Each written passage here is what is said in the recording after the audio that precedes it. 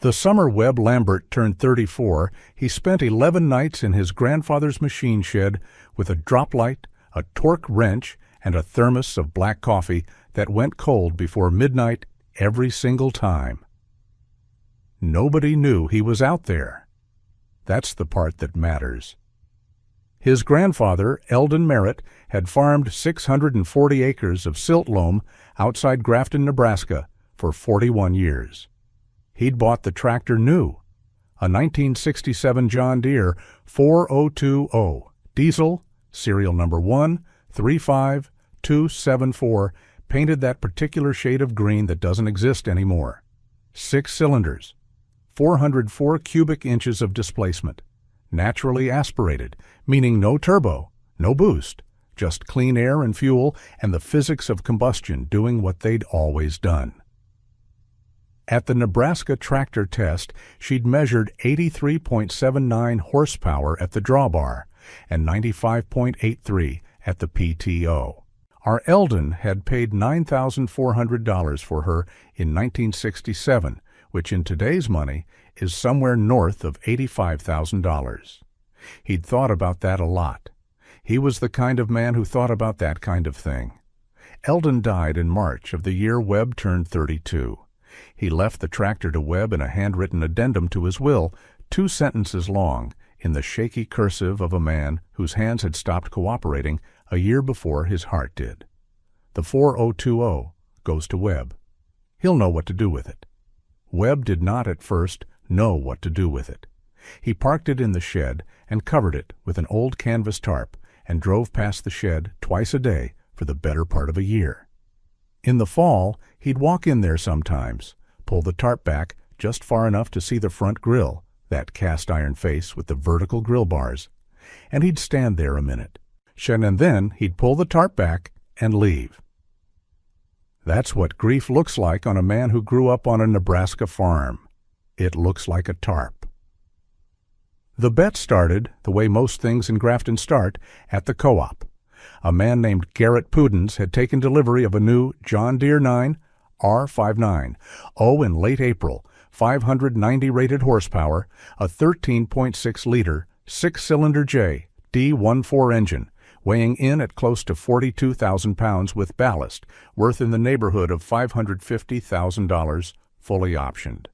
Pudens farmed about 4,000 acres north of town. He was 31 years old and wore the kind of sunglasses you see on NASCAR drivers, and he had a way of standing next to his equipment that made you feel like he was posing for a brochure whether or not anyone was watching. He wasn't a bad man. That's important to say. He was just certain of things in the way that young men with large equipment loans sometimes become certain of things. The conversation happened on a Thursday morning. Webb had come in for a hydraulic fitting and was standing at the counter when Pudens started talking about the county pulling contest coming up in July. The Grafton Summer Pull, held every year behind the fairgrounds, been running since 1974. The conversation turned, as conversations in Nebraska eventually do, to horsepower. Pudens said, and this is as close to a direct quote as Webb could later reconstruct, "Any machine built after 1975 is going to beat anything older. Physics don't care about nostalgia."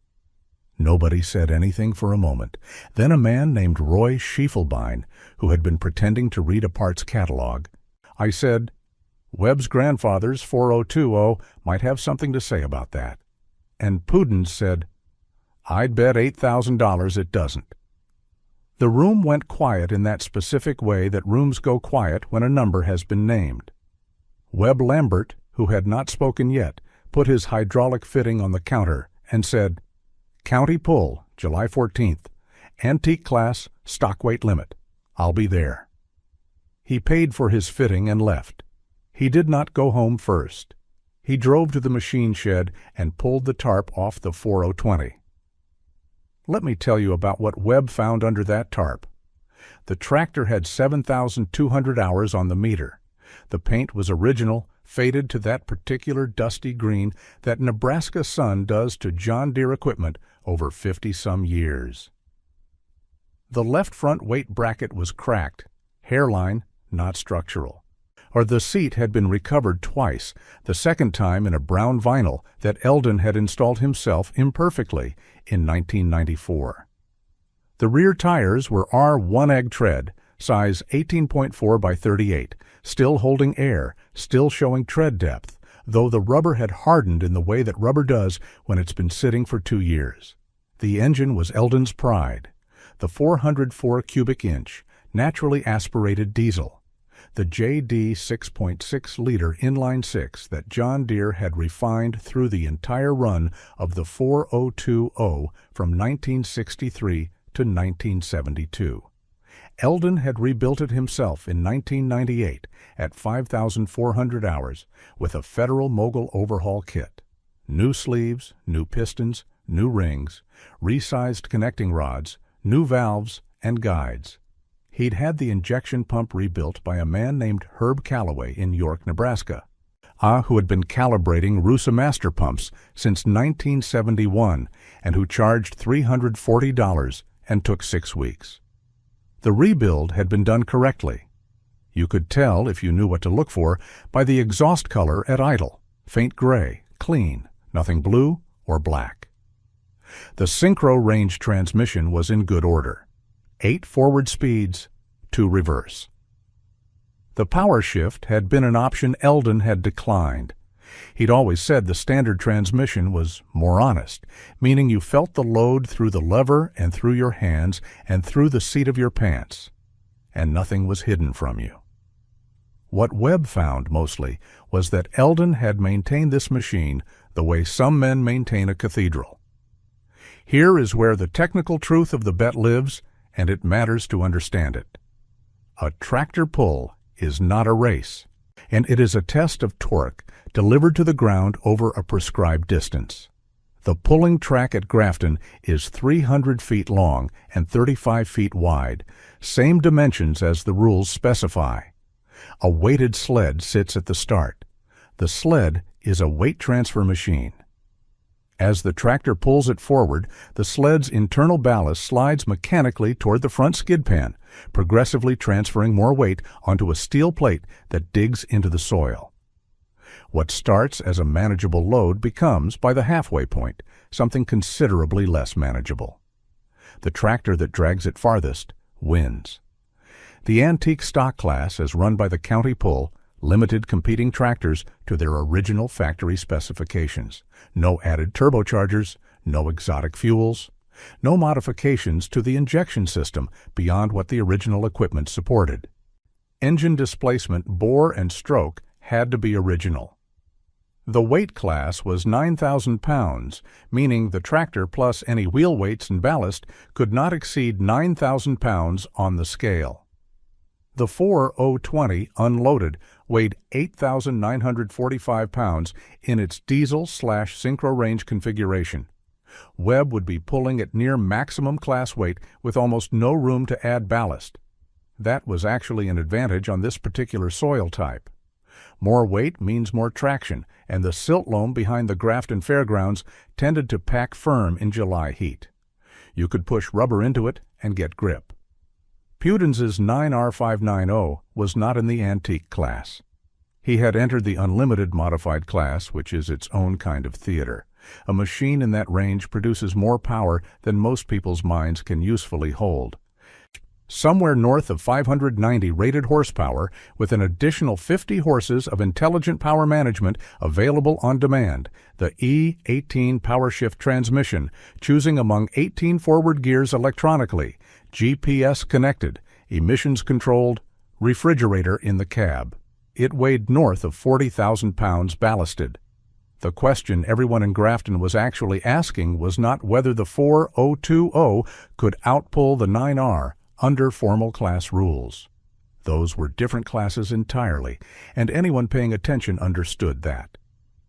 The question everyone was asking was whether the old machine still had the character of a working tractor, whether what Eldon had built and Webb had inherited could stand on the same piece of ground as a $500,000 machine and not embarrass itself.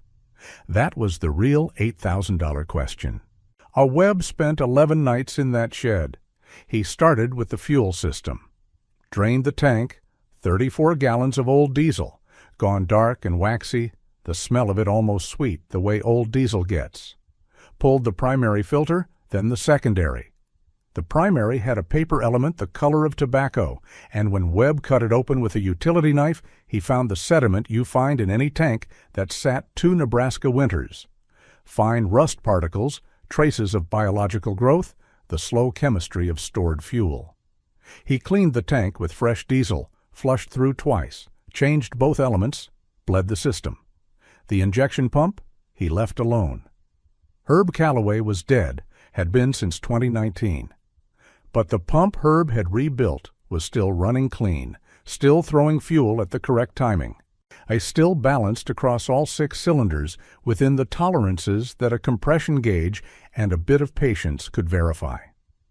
He adjusted the valve clearance to Eldon's handwritten spec, which was scratched in pencil on the inside of the shed's south wall above the workbench.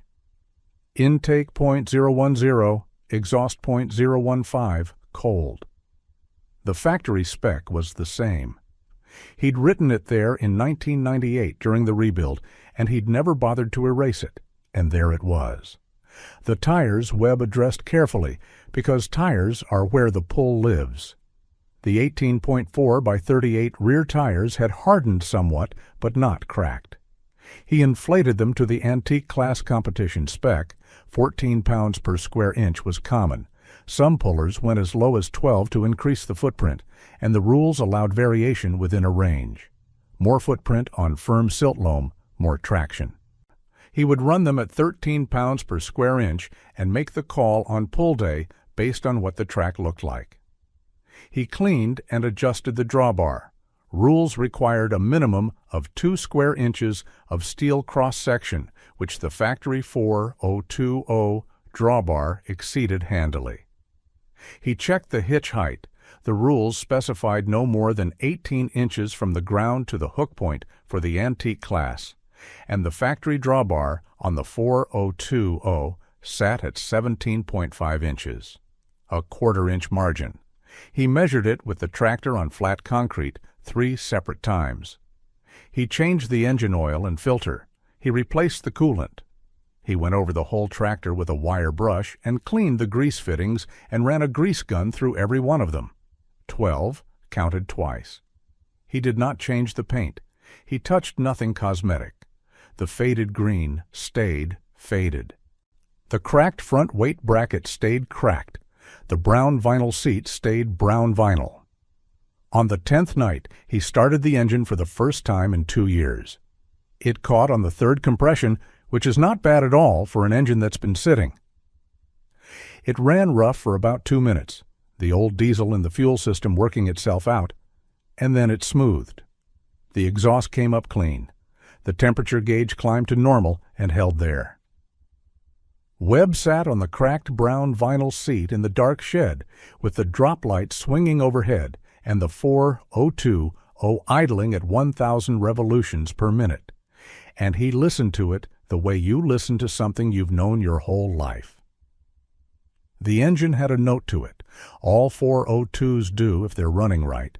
A deep, even, slightly hollow sound, the 6 cylinders each doing their share.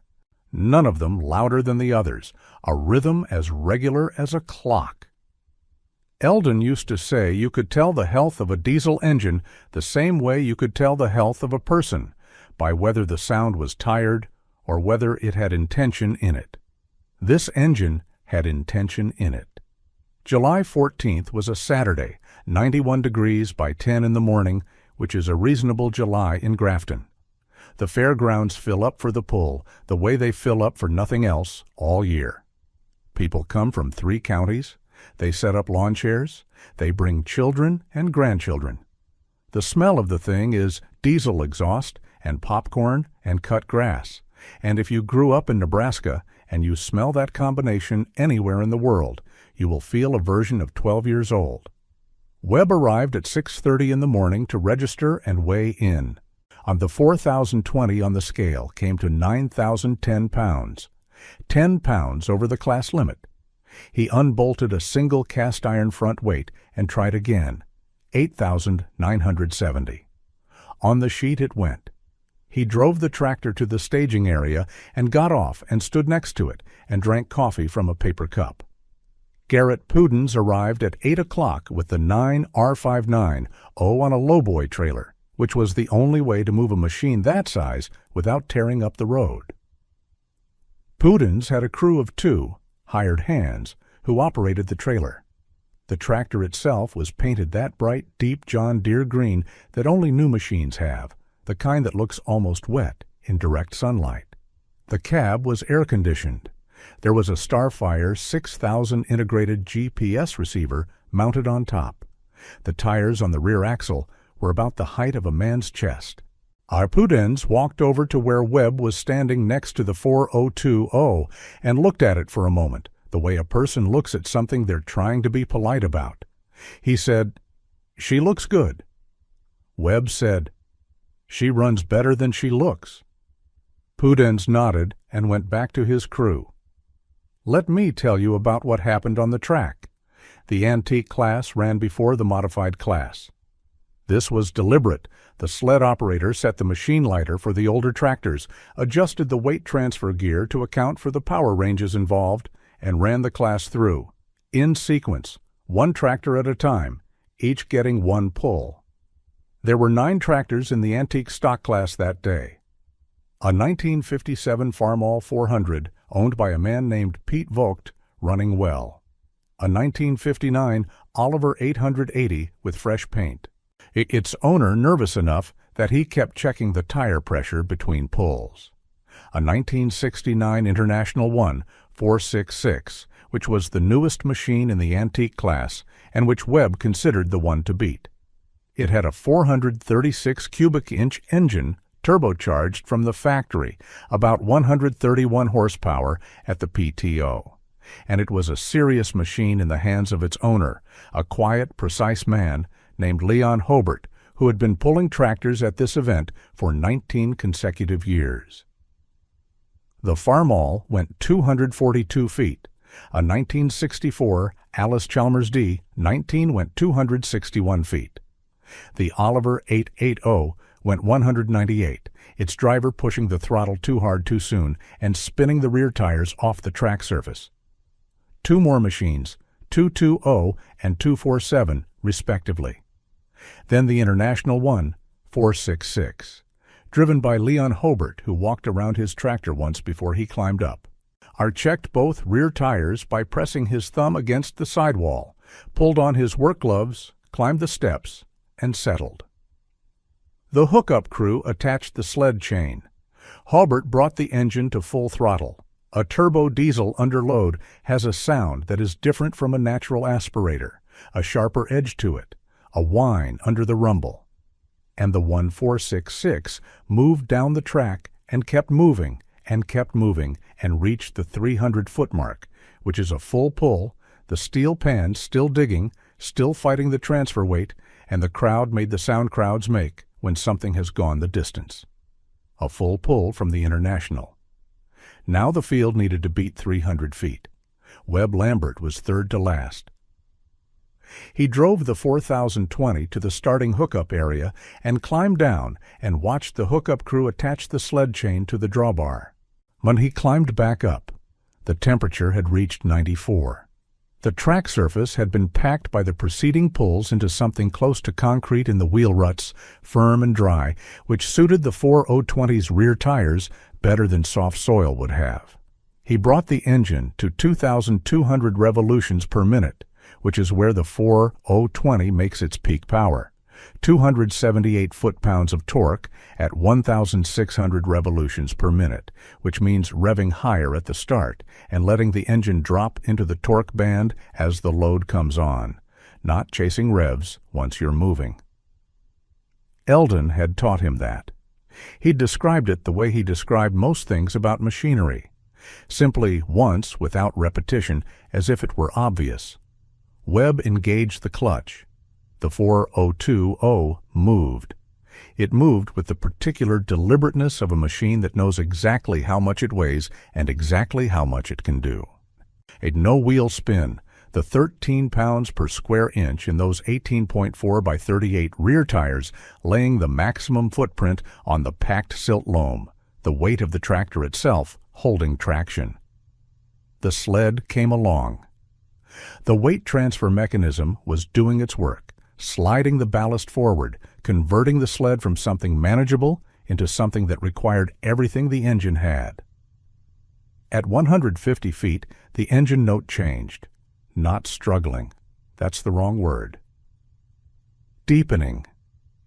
Settling into the lower RPM range where the torque lives, 1,600 revolutions per minute, 278 foot-pounds, which in a machine weighing nearly 9,000 pounds against a progressive sled load is exactly the physics working as intended.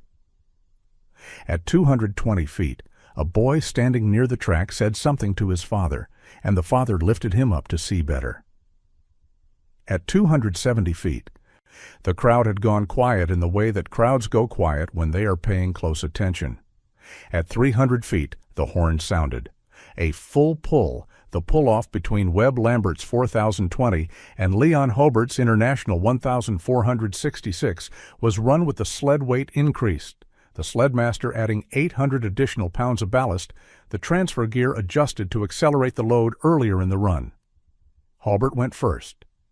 The 1,466, 436 cubic inches, with the factory turbo making its characteristic sound, moved the heavier sled to the 241-foot mark. A strong pull. The crowd appreciated it. Then the 4020. At 241 feet and 3 inches, the chain went taut and held. Webb Lambert cut the throttle. He sat for a moment on that brown vinyl seat in the July heat, with the engine idling and the sled sitting behind him, and then he shut it off and climbed down. My Leon Hobart walked over and shook his hand. He said nothing more than that, just offered the hand, and Webb took it, and that was sufficient. The modified class ran in the afternoon. Garrett Pudens's 9R590, ballasted to its working weight, pulled the heavy sled the full 300 feet without incident, which was no surprise to anyone. A 590 horsepower machine should pull a county fair sled to a full pull. It did. It was impressive, and the crowd appreciated it for what it was, but the crowd had already seen the pull they came to see. Pudens found Webb afterward in the parking area and handed him an envelope. He did it without ceremony, which was the right thing to do. Webb took it and put it in his shirt pocket. "How many hours you got on that engine?" Pudens asked. 7,250 after today, Webb said. J. Pudens looked at the 4020 for a moment. He said, "My grandfather had a 4020. "I know," Webb said. "Eldon bought his fluid drive pump from your grandfather's parts pile in 1989. Harold Pudens, east of town." Garrett Pudens looked at him, and something moved across his face that didn't quite have a name. "I didn't know that," he said. Webb said, "There's a lot of history in these machines if you know where to look." He drove the 4020 home on the county road instead of loading it. It was 12 miles. The engine ran at 1,800 revolutions per minute on flat blacktop, comfortable, steady, the exhaust faint in the evening air. A few people pulled off on the shoulder and watched it pass, an old green tractor moving through a Nebraska July evening with a deliberateness that no GPS-guided machine can replicate. Because deliberateness is a quality that comes from knowing your own limits and choosing to work within them. Webb pulled into the machine shed at 9:15. He got off, backed the tractor into its spot. Eldon's spot, the same square of concrete it had occupied since 1967, and shut it down. He stood there in the dark shed the way he had stood so many times before, except now without the tarp. He didn't cover it.